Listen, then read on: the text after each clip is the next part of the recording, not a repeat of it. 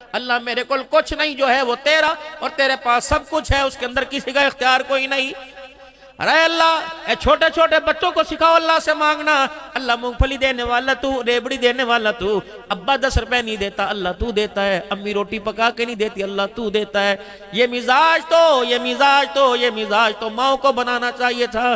काजी शुरे का जब निकाह हुआ, बीवी घूंघट डाल के बैठी हुई है। काजी शुरे ने आकर जब घूंघट उठाया, बीवी कहने लगी एक्सक्यूज मी, आपकी हूँ, कच्ची खा पक्की खा, लेकिन थोड़ी सी आपस में कमिटमेंट हो जाए, आपस के अंदर बात हो जाए।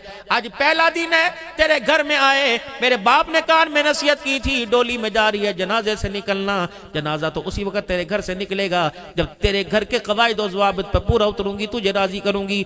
बता आज के बाद मेरे पे क्या जिम्मेदारी। माँ बाप के घर थी, खुले खा ले नंगे नहा ले, न खाया न पिया न सोया।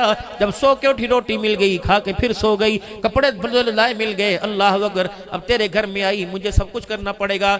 बता बता बता मेरे पर तेरी जिम्मेदारी क्या है, आपके खाने के औकात क्या है। काजी श्री उसका मुंह देखे भी तो पहली रात है। फिर दूसरी बात ये बता, आप कपड़े हफ्ते में कितनी मरतबा बदलते हो। तीसरी बात ये, आपकी खिदमत करनी पड़ेगी। रोटी पानी चूल्हा तेरा कि तेरे माँ बाप का कितना अफराद है, गिन के बना दे ताकि किसी की शिकायत ना हो। मुझे ये बता, रोटी अपनी मर्जी से पकाऊं या तेरी मर्जी से। काजी साहब उसका मुंह देख रहे। काजी शुरे को कहने लगे जी फिर मेरी भी थोड़ी सुन लो।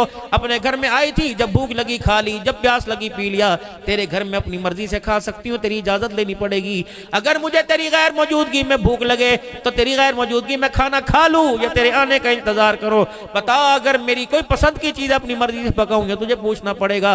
अल्लाह अकबर, साबुन तेरा, पानी तेरा, घर के सारी चीजें तेरी। बता मुझे हफ्ते में कपड़े बदलने की किस वक्त इजाजत है। बता जो इबादत रियाजत करूंगी उसमें भी तेरी इजाजत लेनी पड़ेगी। अगली सुन, फरमाया तू सफर पर गया हो और मेरे अम्मा अब्बा दरवाजे पर आ जाएं, बता इजाजत लेके घर की चौखट पार कराऊं या बगैर इजाजत के घर में बुला लो। चौथी बात, काजी साहब बता, अल्लाह अकबर, अगर मेरे माँ बाप में से कोई मर जाए, मुझे इतला मिले और तू नजर ना आए, बता तेरी मर्जी के बगैर माँ बाप का चेहरा देख के आ सकती हो कि नहीं आ सकती हो। काजी साहब को जब बात सारी बातें सुनाई, काजी शुरे का ध्यान नीचे, सर नीचे।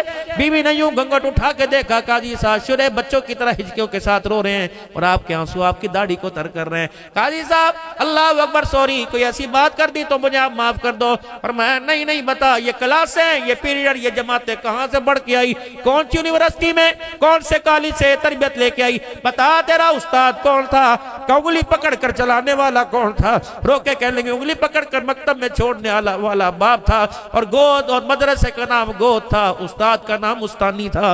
ये सारी की सारी बातें मेरी माँ ने मुझे सिखाई हैं। काजी शुरे यूं करके बीवी के आगे झोली पे ला के बैठ गए।